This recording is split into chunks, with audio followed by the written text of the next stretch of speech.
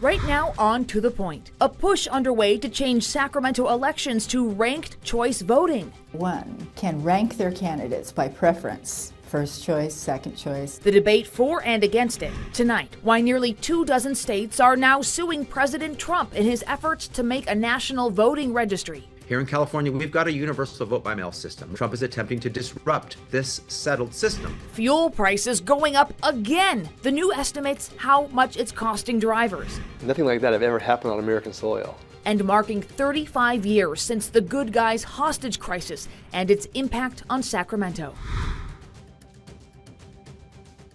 A big change could be coming to Sacramento city elections. Good evening. Thank you for joining us on To The Point. I'm Becca Habiger. A new campaign is underway to have voters use ranked choice voting in local races like mayor and city council. ABC 10's Jeannie Nguyen is here to explain the initiative and why some critics worry it could impact the integrity of elections. Becca, Better Ballot Sacramento is a new coalition trying to shake up local elections. Now, the idea is to let voters rank their candidates instead of choosing just one. While work is being done to get the measure on the November ballot, Republicans argue it could raise new concerns about the trust in the system. Better Ballot Sacramento, a coalition backed by the Democratic Party of Sacramento County, is aiming to implement ranked choice voting within the city of Sacramento.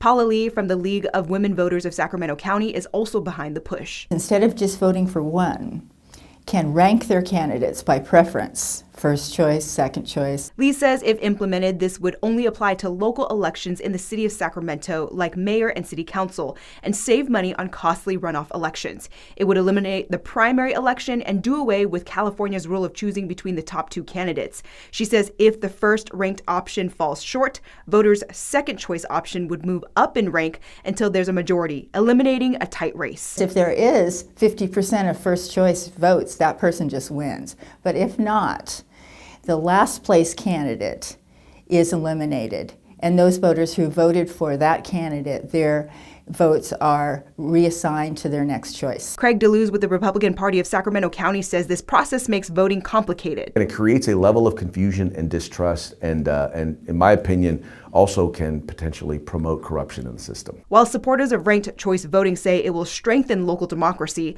DeLuz says it'll have the opposite effect. The chances are you're going to wind up being represented by leadership that the majority of the people didn't pick. It is as close to an undemocratic system as you can get, as opposed to, say, a dictatorship. Ranked choice voting is already being used in multiple California cities, including San Francisco. But before this becomes official, Better Ballot Sacramento needs to collect 67,000 signatures by June 1st to qualify for the November ballot.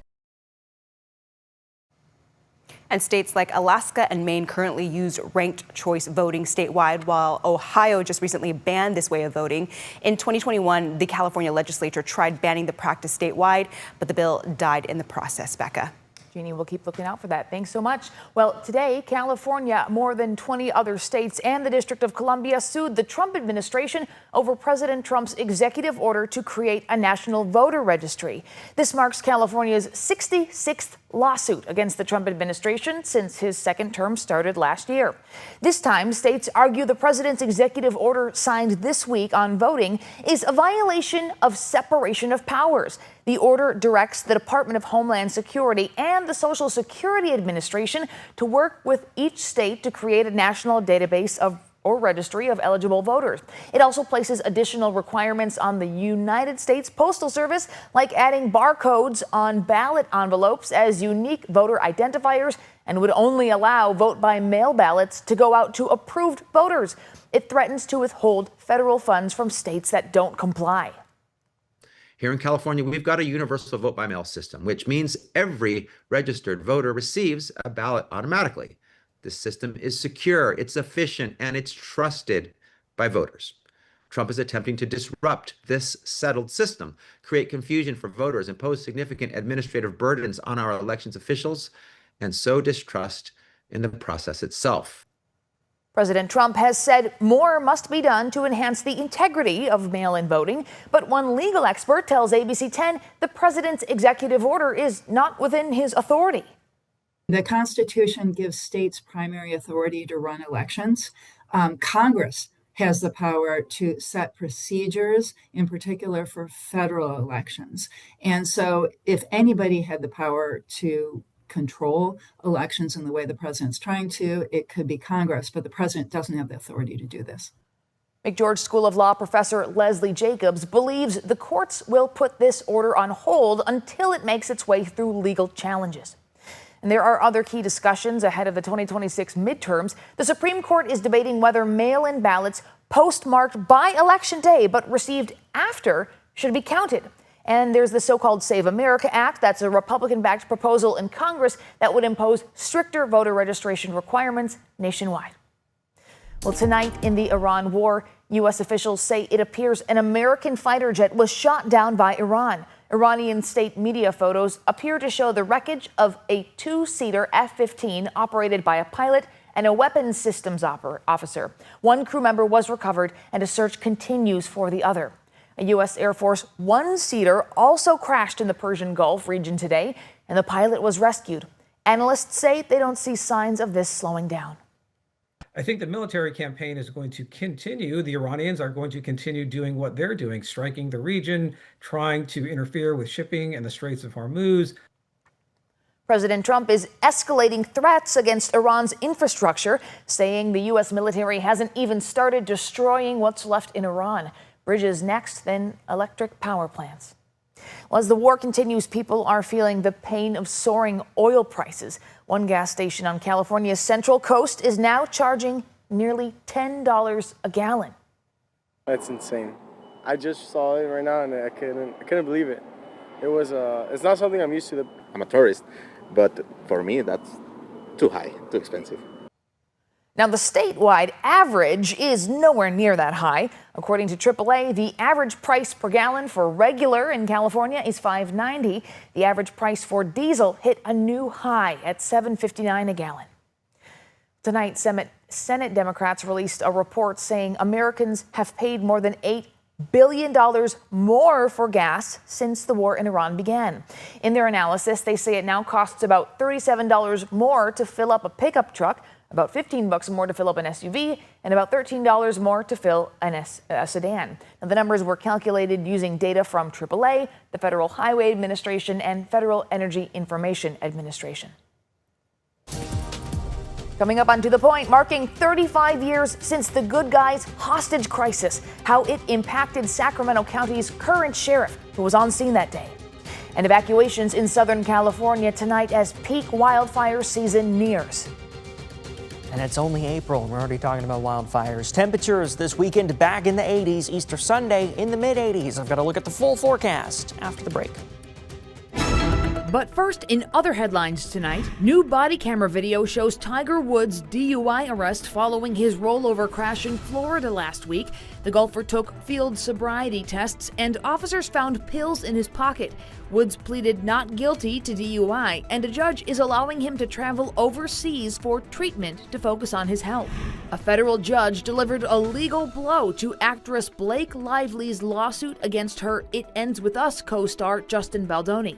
The judge threw out her claims of sexual harassment during the filming, saying it, quote, was not so far beyond what might reasonably be expected to take place on a movie set. The judge says Lively can still pursue claims that Baldoni and his public relations team tried to ruin her reputation. And the EPA is now considering adding microplastics to an official list of drinking water contaminants, which could lead to new regulations for water utilities. HHS Secretary RFK Jr. cites a small study that links microplastics in arterial plaque that increases risk of heart attack, stroke, and death. Experts warn there's not enough research yet to know how they may affect our health.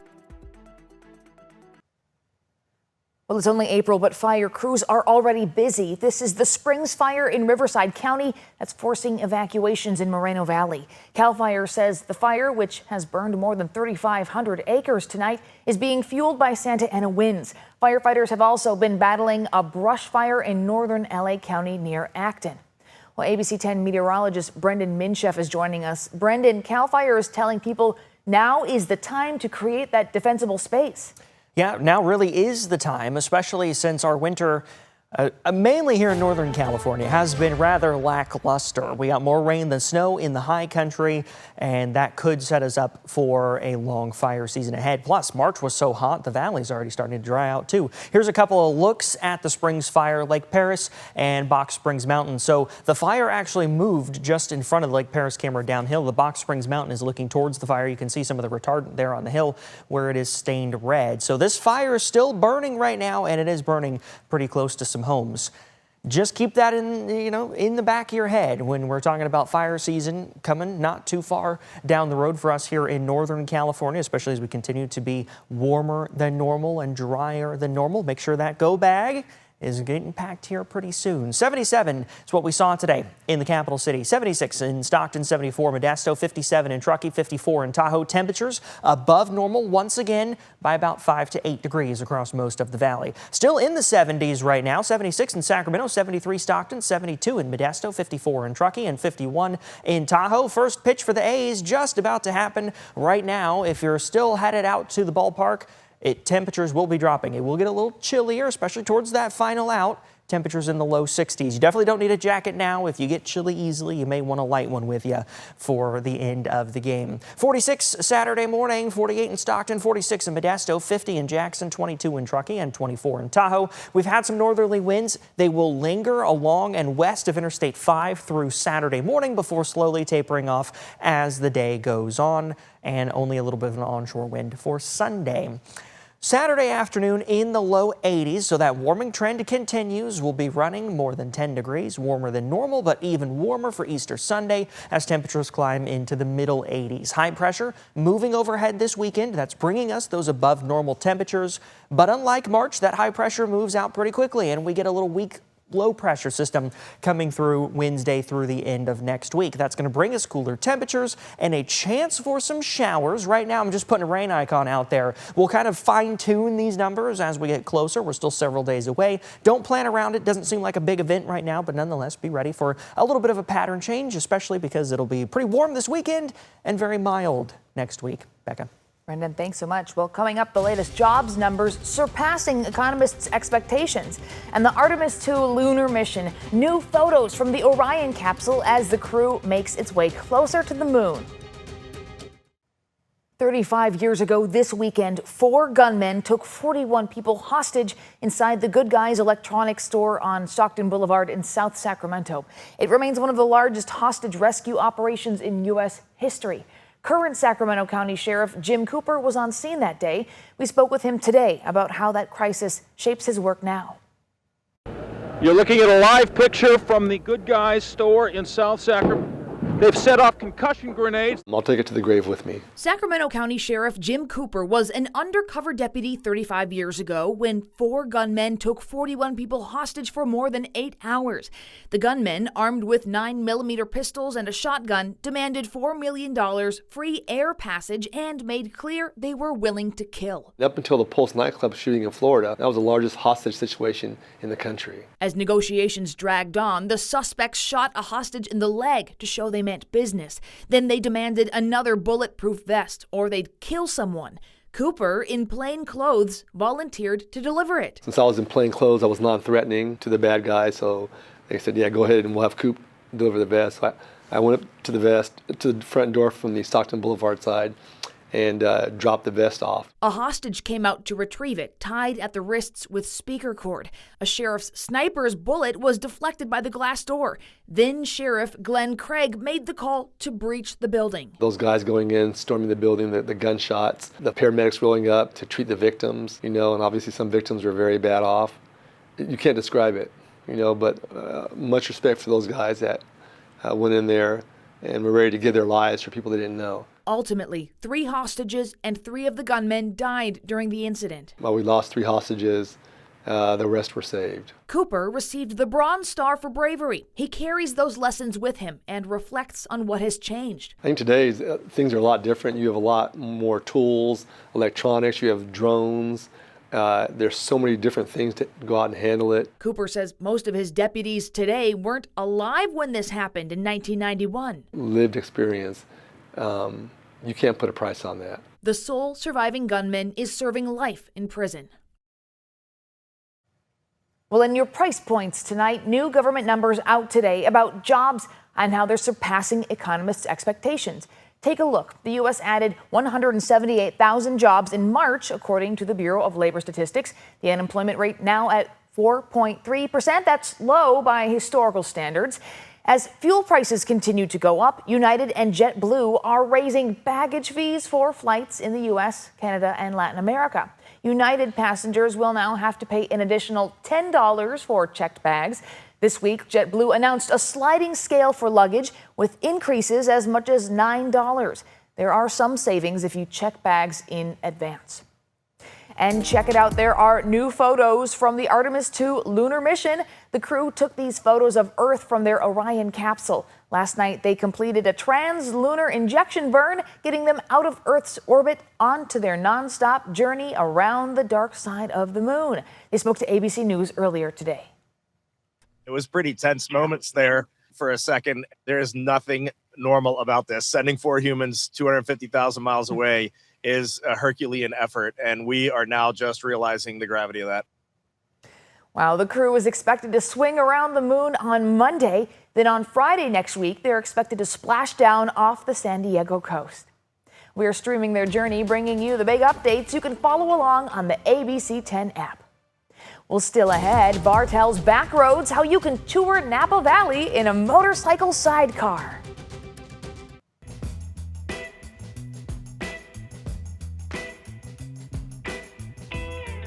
You never know what you'll see on the Backroads. Tonight, John Bartel takes us on a unique tour through the Napa Valley in a motorcycle sidecar.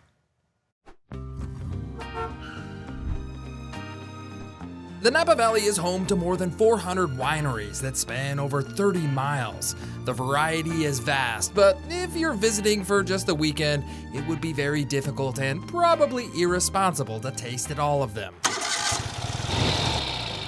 But if you're looking for a designated driver to take you to a few key tasting rooms, a sidecar tour might be what you're looking for. You got the open air, so you got the joy of riding a motorcycle without having to put your feet down. And you don't have to worry about drinking a little too much wine. No. Well, you got a designated driver. Depending on your preference, tour guides Kelly Kimberly and Ron Gibson will take you wherever you want to go inside one of their one-of-a-kind 2-passenger Ural sidecars. Ural is, of course, the name of the brand of the motorcycle we're riding, but it's also a range of mountains that divides Russia from Europe. If you're unfamiliar with the motorcycle sidecar, you might recognize them from the movie Indiana Jones. Except there's no disconnect lever here. No. If we get a guest we don't like.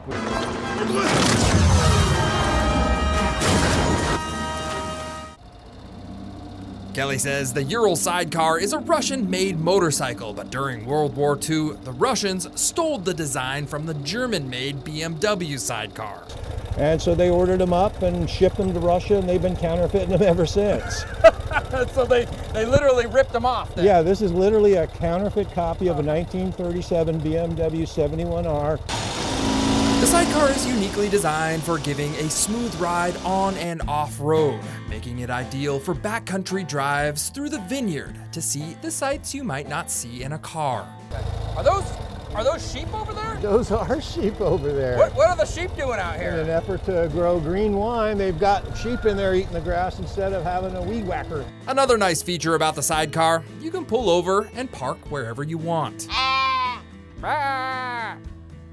Natural lawnmowers. Our sidecar tour took us along the Vaca Mountains, where we drove up multiple vineyards with castle-like tasting rooms. Eventually, we made it to the small town of Yountville, which is known for its fine dining and many shops.